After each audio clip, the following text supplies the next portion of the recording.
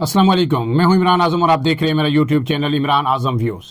नाज़रीन, जाफर एक्सप्रेस का सानिया जितना ही तकलीफ दे था, जितना ही दिलखराश था, जितना ही अफसोसनाक था, उससे ज़्यादा जो अफसोसनाक जो सूरत हाल है अब वो सियासी रहनुमाओं की और सियासी जमातों की है, जिसका इजहार आज जो कौमी असम्बली के इजलास में हुआ। ख्वाजा आसिफ जो वजीर दिफा हैं, जो हुकूमत के अहम वजीर हैं, उन्होंने जिस तरह का आज लबो लहजा इस्तेमाल किया, जिस तरह की गुफ्तगू की, जिस तरह के अल्जामात आयद किए, उससे बिलाशुबा तमाम लोग जो है हैरान हैं। उसकी वजह यह है कि ये नून लीग में जिम्मेदारी अब आयद होती थी हुकूमत की कि वो ये जो सूरत हाल है इस पे ना सिर्फ पूरी कौम को ब्रीफ करे, बल्कि पूरी कौम को और तमाम सियासी जमातों को साथ लेके चलने के लिए एक कदम आगे बढ़े, कोई लाए अमल सामने लेके आए।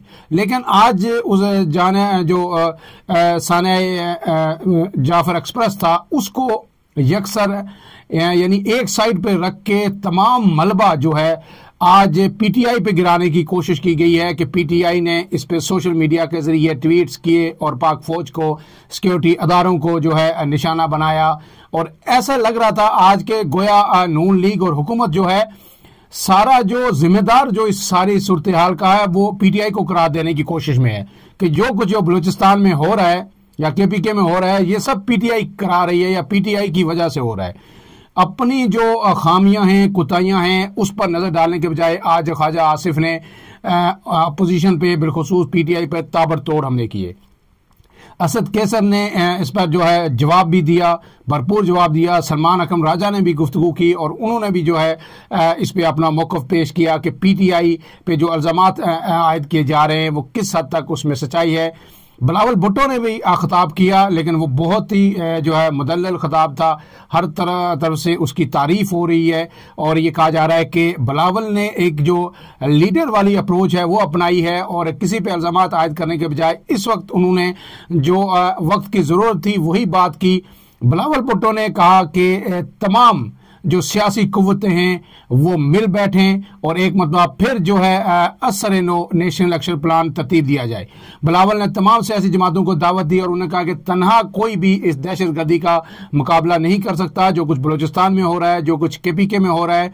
इसलिए वक्त का तकाजा है कि तमाम सियासी कुव्वतें मिल बैठें और मिलकर आगे बढ़े। उन्होंने ये मुतनब्बे भी किया कि जो बलूचिस्तान में सूरत हाल है वो इंतहाई खतरनाक है और हम सबको, सियासी जमातों को, सियासी रहनुमाओं को इसका इदराक करना होगा। उन्होंने ये कहा है कि ये दहशतगर्दी जो थी ये हम सबसे ज़्यादा हमने भुगती, पीपल्स पार्टी ने भुगती, पीपल्स पार्टी ने शहादतें इसमें पेश की। और उन्होंने कहा है कि ये भी आज उन्होंने इंकशाफ किया कि जब वो 1 साल के थे तो उन्हें जो है अगवा करने की कोशिश की गई और फिर उनकी वालदा ने उनको बाद में लंदन भेजा और उनके बड़े होने तक जो है उनको बचा के रखा। और उन्होंने कहा कि जब से बेनज़ीर भुट्टो की शहादत हुई है उसके बाद एक मतलब फिर दहशतगर्दी की नई लहर आई, उसमें इजाफा हुआ और अब जो है ये सूरत हाल अबतर होती जा रही है। लिहाजा इस सब पे हम सबको मिल के बैठना होगा। इसके बाद जो ख्वाजा आसिफ का जो गुफ्तगू है वो मैं आपके सामने रख देता हूँ चीदा चीदा नगात, ताकि आपको समझ आए कि ख्वाजा आसिफ का लबो लहजा क्या था और उन्होंने क्या कहा। तो जनाब ख्वाजा आसिफ ने यह कहा कि जो 3 रोज से ये जाफर एक्सप्रेस का सानिया जारी था ये अब कंक्लूड हो गया। दहशतगर्दों के खिलाफ पाक फौज ने फतह हासिल की, बड़े अच्छे तरीके से एलिमिनेट किया गया दहशतगर्दों को, बिलाशुबा कोई शक नहीं जो बात ख्वाजा आसिफ कह रहे हैं। लेकिन इसके साथ ही उसी सांस में इन्होंने पॉलिसी देने के बजाय बासियत वजीर दिफा उन्होंने एक मतलब फिर जो अपने रवायती अंदाज में जो है पीटीआई पर चढ़ाई कर दी और कहा है कि पीटीआई ने प्रोपेगेंडा किया ट्विटर पे, सोशल मीडिया पे और ये इंतहाई शर्मनाक है। उन्होंने कहा है कि ये जनरल बाजवा को बाप करार देते थे, आज फौज का अदारा तबाह करने पर तुले हुए हैं। पीटीआई के सोशल मीडिया अकाउंट से लिखा गया कि दहशतगर्दों ने 12 घंटे के बाद ही खुद ही तमाम जो मुगवी थे 200 के करीब या उससे ज्यादा उनको रिहा कर दिया था। और इसी ट्वीट में आगे लिखा गया कि डॉक्टर यास्मीन राशिद इतने अरसे से कैद में है। अब जो है इसके साथ साथ उन्होंने ये भी कहा कि दहशतगर्दों ने यरगमालियों को खुद छोड़ा। इस तरह का प्रोपेगेंडा करने का मकसद जो है पाक फौज को जिक पहुंचाना है, पाक फौज के इमेज को नुकसान पहुंचाना है और पाक फौज की कारकर्दगी को नाकामी से ताबीर करना है।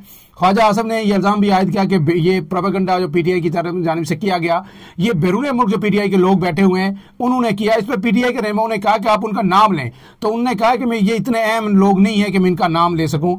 मेरे ख्याल में उनको नाम, अगर उनके पास ठोस शवाहिद थे, सबूत थे, तो नाम लेने चाहिए थे ताकि पूरी कौम को भी पता चल सके कि कौन कौन से लोग हैं जो ऐसे मुश्किल वक्त में भी पॉइंट स्कोरिंग कर रहे हैं। उन्होंने ये कहा ख्वाजा आसिफ ने कि पीटीआई का एजेंडा सिर्फ सियासत है, इक्तदार है, मुल्क की सालमियत का नहीं है। इनका यह है कि अपना इक्तदार किसी तरह मिले, मुल्क से इन्हें कोई सरोकार नहीं है। इसके बाद जनाब उन्होंने ये कहा है कि general Bajwa, general Faiz briefing दे रहे थे कि दहशतगर्दों को वापस लाकर बसाना है और यही जो है उन मुल्क की बेहतरी का एक तरीकाकार है जो बाजवा कह रहे थे। और इमरान खान ज़ाहिर है उसके जिम्मेदार हैं क्योंकि इमरान खान की हुकूमत थी। और उन्होंने कहा कि हमें जो लोग फार्म 47 का ताना दे रहे हैं वो लोग मार्शल्लाह की पैदावार है। अब जो पीटीआई अरकान ने इसमें फिर जवाब दिया, उन्होंने कहा कि जनाब आपने भी मार्शल्लाह की हमायत की थी, ज़ाहिर है जो उन ज़ियाउल्लाह के दौर से लेके हर मार्शल्लाह में जो है ये सामने नून लीग किसी न किसी हद तक जो है उसमें उसके शराकत इक़्तिदार रही। फिर मुशर्रफ के दौर में इन्होंने जो है एक स्टांस लिया था और फिर मुशर्रफ ने ज़ाहिर है डायरेक्ट उनकी हुकूमत ख़त्म की थी। इसी वजह से जो है मुशर्रफ के खिलाफ वाहिद मार्शल्लाह एक था जिसमें नून लीग ने सख्त मज़ामत भी की और उसमें जो नवाज शरीफ लोग जिला वतन भी हुए। अब इसके बाद ख्वाजा आसिफ ने जब उन्होंने ये कहा कि जी आपने जो मार्शल्लाह की हमायत की थी, आप भी तो मार्शल्लाह की पैदावार है, जो आपकी जमात है, जो आपके कायदीन है, तो उसमें उन्होंने कहा है कि मैं और मेरा खानदान माजी में मार्शल्लाह की हमायत करने पर कई बार माफ़ी मांग चुके हैं और आज मैं एक बार फिर माजी में मार्शल्लाह की हमायत करने पर ईवान से और इस कौम से माफ़ी मांगता हूँ। इसके बाद उन्होंने कहा पीटीआई पे जो वही जो उनका रवायती जुमला होता है, कुछ शर्म करो, कुछ हया करो, कुछ शर्म होती है, कुछ हया होती है, वो भी उन्होंने बात आज दोहराई और ख़ास करके उन्होंने आज जो निशाना बनाया वो उमर अयूब को बनाया और उन्होंने उमर अयूब को कहा है कि ये मालशिया है, मालशिया करार देते। उन्होंने कहा है कि ये इससे पहले शौकत अजीज का इतना बड़ा मालशिया था कि अपारा चौक के मालशियों से भी आगे था और फिर ये जनरल मुशर्रफ का भी मालशिया बन गया। इस पर जब पीटीआई ने उनको कहा कि जनाब अगर आप हमें ये ताने दे रहे हैं, ये मालशिया कह रहे हैं, तो आजकल वही काम खुद कर रहे हैं, तो इस पे ख्वाजा आसिफ के पास जवाब कोई नहीं था। उन्होंने यही किया कि सिर्फ मुस्कुरा दिए और हंसने लगे। अब इसके बाद जनाब उन्होंने जो ये सारी बातें करके पीटीआई को चार्जशीट किया और कहा कि जी इमरान ने मुशर्रफ का साथ दिया, बाजवा को एक्सटेंशन दी, कोई एक लंबी चौड़ी जो है उन्होंने राना सनाउल्लाह के साथ ज्यादतियाँ की, फला किया, तवील एक चार्जशीट पीटीआई के खिलाफ पेश की जिसका किसी तौर कोई तुक नहीं बनती थी। अब वक्त है कि नून लीग अपनी अना को छोड़ के सियासी जमातों को साथ लेके चले और इस अफरियत का जो मुकाबला ताकि पूरी कौम कर सके। जो संजीदगी का आलम यह है जो आज की इस तकरीर में नजर आया, ये आपके सामने है। इससे पहले पिछले 2, 3, 4 दिनों में, एक हफ्ते से इस्लामाबाद में एक नई जंग चल रही है। वो जंग ये है कि जनाब काबीना इस वक्त तकरीबन 55 रुकनी काबीना हो गई है और तमाम वजीर जो हैं वो इस वक्त लड़ाई पड़ी हुई है कि जो मिनिस्टर इनक्लेव है वहां किसको घर मिलेगा। वहां पे घर सिर्फ हैं 33 और जो है उसमें से भी जो 10-11 जो हैं वो ऐसे लोगों को अलाट है जिस तरह गवर्नर जो है केपीके हैं और दूसरे लोग पहले से लेके बैठे हुए हैं। पीछे तकरीबन 22 घर बचते हैं और 55 मिनिस्टर हैं। ऐसे में जो सब दौड़ रहे हैं कि हमें घर दिया जाए। वज़ीर आज़म ने यह कहा है कि जो लोग रावलपिंडी इस्लामाबाद में मौजूद हैं, जो यहाँ के वजीर हैं या मशीर हैं या वज़ीर ममलिकत हैं, उनको तो किसी सूरत घर यहाँ पे नहीं दिया जाएगा, जो बाहर के लोग हैं उन्हें दिया जाएगा। लेकिन पिंडी इस्लामाबाद वाले भी दौड़ रहे हैं कि नहीं जनाब हमने भी सरकारी घर में रहना है, हमने सब कुछ सरकारी इस्तेमाल करना है। तो इस वक्त एक तरफ जो है दर्जनों में लोग शहीद हो रहे हैं, सिक्योरिटी एहलकार शहीद हो रहे हैं, दहशतगर्द जो है ना ट्रेनें अगवा कर रहे हैं। एक अनप्रेसिडेंटेड वार उन्होंने शुरू कर दिया केपीके में, बलूचिस्तान में, बड़े शहरों में दहशतगर्दी का खतरा है। लेकिन नून लीग जो है इस वक्त खेल रही है इख्तियार की जंग और अब वो जंग जो है नीचे घरों तक आ गई है। उसके साथ साथ जो वजारत दाखिला में खिचड़ी पक रही है, तलाल चौधरी वजीर ममलिकत बन गए और जो है मशीर बना दिया गया जनाब परवेज खटक को दाखिला का, तो वजीर दाखिला अब नाराज हैं। ये कहा जा रहा है कि वजीर दाखिला की छुट्टी होगी या राना सनाउल्लाह जो उन पर ताबड़तोड़ हमले कर रहे हैं उनकी छुट्टी होगी, किसी एक की छुट्टी होगी। ज़ाहिर है एक वजीर दाखिला, नीचे मशीर दाखिला परवेज खटक, वो भी ज़ाहिर है कहाँ से आए हैं सबको पता है। तलाल चौधरी नून लीग के बंदे हैं और जो है सबसे ताकतवर मिनिस्टर जो थे इस वक्त, जो जिनको डिफेक्टिव वजीर आजम कहा जाता था, वो जो है मोहसिन नकवी थे। अब उनकी और हुकूमत के दरमियान एक सख्त जंग चल रही है, तो ये खिचड़ी अंदर पक रही है और दहशत गर्दी में जो फौजी जवान शहीद हो रहे हैं, लोग शहीद हो रहे हैं, उस पर कोई सीरियसनेस नजर नहीं आती। अब इसके बाद में जो असद कैसर का बयान है वो आपके सामने रख देता हूं। उन्होंने कहा कि वजीर दिफा को जरा सी शर्म होती तो आज सानिया जाफर एक्सप्रेस की वजह से मुस्ताफी हो जाते। पीटीआई ने आज बाकायदा उनसे ये मुतालबा किया कि वो फौरी तौर पर इस्तीफा दें। कौमी असम्बली में इज़हार ख्याल करते हुए उन्होंने कहा, असद कैसर ने कहा कि जाफर एक्सप्रेस पर अफसोस है और नदामत है, और ख्वाजा आसिफ ने जाफर एक्सप्रेस पर अवाम को एतमाद में लेने के बजाय पीटीआई पर इल्ज़ामात आयद कर दिए हैं। पीटीआई इनके असाब पर सवार है और अगर उन्हें कोई शर्म होती, हया होती तो वो जो है आज इस्तीफा दे देते। उन्होंने कहा कि मुल्क में सबसे बड़ा मसला सिक्योरिटी का है, ये सब कुछ वजीर दिफा की नाअहली की वजह से है। हम अपने अदारों को मजबूत देखना चाहते हैं, हम हकीकी अवामी नुमाइंदगी की पार्लियामेंट को सुप्रीम देखना चाहते हैं, मगर यहाँ खुफिया अदारे एक जमात को मिटाने में लगे हुए हैं। इसके साथ जनाब सलमान अकरम राजा ने यह कहा कि ये वक्त किसी जमात को ख़त्म करने का नहीं बल्कि अवाम के दरमियान खलीज मिटाने का है। उन्होंने प्रेस कॉन्फ्रेंस की है। प्रेस कॉन्फ्रेंस में सलमान अकरम राजा जो सेक्रेटरी जनरल है पीटीआई के, उन्होंने ये गुफ्तगू की और उन्होंने कहा कीमती जानें ज़िया हुई, हम इस पर पूरी कौम सोग में है, हम भी इसमें सोग में हैं और हम उनकी दुआ करते हैं अल्लाह पाक उन्हें जन्नतुल फिरदौस में आला मकाम अता फरमाए। और उन्होंने कहा है कि पीटीआई वाइज जमात है जिसने पूरे पाकिस्तान को जोड़ के रखा हुआ है, हर जगह इसकी नुमाइंदगी है। इसके बाद उन्होंने जनाब कहा कि जो हम पे इल्ज़ामात लगाए जा रहे हैं वो 100% झूठ है। पीटीआई लाखों अकाउंट्स को कंट्रोल नहीं कर सकती।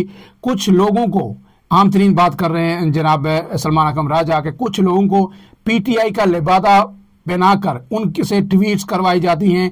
ये हमारी पार्टी का मौक़िफ़ है और ये दो टोक मौक़िफ़ है। हमें बलूचिस्तान में भी जमहूरियत लानी होगी। गोया उन्होंने कहा कि ये जो पीटीआई को जो इल्ज़ामात दिए जा रहे हैं ये मखसूस लोग हैं, जो है हुकूमत या इसके आलाकार या जो लोग हैं वो पीटीआई का लबादा उसे उड़ाकर पीटीआई के किसी ट्विटर हैंडल फेक बना के या फिर जो है पीटीआई के लीडरों के हक में साथ ट्वीट्स करवा के और साथ सिक्योरिटी अदारों को तनकीद का निशाना बनाते हैं। तो ये इनसे हमारा कोई ताल्लुक नहीं है। अब इस सब के बाद जो है सवाल ये पैदा होता है कि सिक्योरिटी फोर्सेस ने तो अपना काम कर दिया, अगरचे यानी हर ये मुमकिन नहीं है कि जो इतना बड़ा इलाका है कि पेशावर जो कोयटा से पेशावर ट्रेन जा रही थी तो पूरे रूट पे कोई सिक्योरिटी लगा दी जाए, ये पॉसिबल नहीं है। फिर जहाँ दर्रा बोलान मैंने आपको बताया था कि वो ऐसा इलाका है कि तकरीबन 18 टनल हैं उस एरिए में और जो है उस एरिए में सिर्फ पहाड़ हैं और सड़क जो है जहाँ पे ये वाक़या आपको पेश आया था उससे तकरीबन मैंने आपको बताया था कि 24 किलोमीटर दूर है। टनल्स का दुश्वार तरीन रास्ता है। दहशतगर्द तो पहाड़ों पे बैठे होते हैं, वहाँ से एक रॉकेट लॉन्चर फायर करते हैं, रेल की पटरी को उड़ा देते हैं, उसके बाद फिर वो नज़दीक आ जाते हैं, फायरिंग करते हैं, आराम से बैठे रहते हैं। और जब जो साथ जो सिक्योरिटी एहलकार होते हैं रेल के साथ, उनकी जब असला ख़त्म होता है या सिक्योरिटी एहलकार जो होते हैं जब फौज कॉन्वॉय की सूरत में मूव करती है तो उस वक्त ही वो पहाड़ों से हमला करते हैं, ऊंचाई पे बैठे होते हैं, वहाँ से हमला करते हैं और फिर जाहिर है सिक्योरिटी एहलकारों को गाड़ियों से निकलना होता है और फिर उन बेचारों को अंधाधुंध हर तरफ से उन पर फायरिंग की जाती है 600 700 की टोलियों में और उन्हें शहीद किया जाता है। अब इस सारे इस वक्त में अब जो है हुकूमत को लीड करना है, वजीर आजम को लीड करना है और उन्हें लीड करके पूरी कौम को बताना है कि अब लाएअमल क्या होगा। हमने ये जंग इमरान खान के साथ लड़नी है, पीटीआई के साथ लड़नी है, अडयाला जेल के अंदर जो कैदी नंबर 804 है उसके साथ लड़नी है या दहशतगर्दों के साथ लड़नी है। जब तक हाउस इन ऑर्डर नहीं होगा, जब तक सियासी तौर पर इत्फाक राय नहीं होगा, उस वक्त तक ये किसी भी तौर पर ये जंग नहीं जीती जा सकती। पूरी कौम को फौज के साथ खड़ा होना होगा और जो सोशल मीडिया है, जो आजकल जंगी सोशल मीडिया पे है, बयानिए सोशल मीडिया पे बनते और टूटते हैं, तो ये सारी जो जिस पीटीआई की वर्क फोर्स को कभी जो है अस्करी अदारे कह रहे थे कि हम 5th जनरेशन वार लड़ रहे हैं और ये सारे जो अस्करी अदारों के 5th जनरेशन वार के सिपाही थे जो पीटीआई के लोग हैं, पीटीआई के टाइगर्स हैं, आज वो सब उल्टा जो है सिक्योरिटी अदारों की पॉलिसियों पर तनकीद कर रहे हैं। अब जरूरत इस चीज की है कि इन सब को ऑन बोर्ड किया जाए इमरान खान से बात की जाए और ये झूठे बोगस मुकदमात हैं इसको ख़त्म किया जाए। और उसकी वजह बुनियादी ये है कि मुल्क के अंदर सिक्योरिटी सिचुएशन ऐसी है कि इस वक्त जो है मुल्क में जो हमआहंगी और यकजहती की अशद ज़रूरत है। और वो PTI पीपल्स पार्टी और जो है नून लीग, JUIF, ये तमाम जमातें जब एक पेज पे होंगी, एक साथ बैठेंगी, तो तभी दहशतगर्दों को शिकस्त दी जा सकती है। वरना अगर आप फौज के जवान भी शहीद होते रहें और फौज पे दिन रात तनकीद भी होती रहे, बेशुमार पॉलिसियां ज़ाहिर फौज की ऐसी हैं इसके इस्टेब्लिशमेंट की कि उस पर तनकीद हो रही है, और अब उसको जो है उन पॉलिसियों को भी तब्दील करने की ज़रूरत है ताकि अवामी हमायत के साथ पूरी कौम फौज के पुष्ट पे खड़ी हो और दहशतगर्दों के खिलाफ असर नो ये जंग जीती जाए। क्योंकि अगर एक तमाम जो सिक्योरिटी माहिरीन ये कह रहे हैं कि एक दफ़ा ये जंग अब बलूचिस्तान में तो और KPK में तो फैल चुकी है, लेकिन अगर इसका जिसका अंदेशा है कि इसका दायरा इख्तियार अगर बड़े शहरों तक आ गया, बड़े शहरों में खुदकश धमाके शुरू हो गए, तो फिर पूरी कौम का जो कॉन्फिडेंस है वो एक दफ़ा ख़त्म हो जाएगा। जो हम हर जगह ये क्लेम करते हैं पूरी दुनिया में कि हमने दहशतगर्दी के खिलाफ जो मुश्किल तरीन जंग थी वो पाकिस्तानी फौज ने जीती, तो ये सारा जो हमारा भरम है ये भी टूट जाएगा। हम सबको मिलकर सोचना होगा और मुस्बत सोच के साथ आगे बढ़ना होगा। इजाजत दीजिए, अल्लाह हाफिज।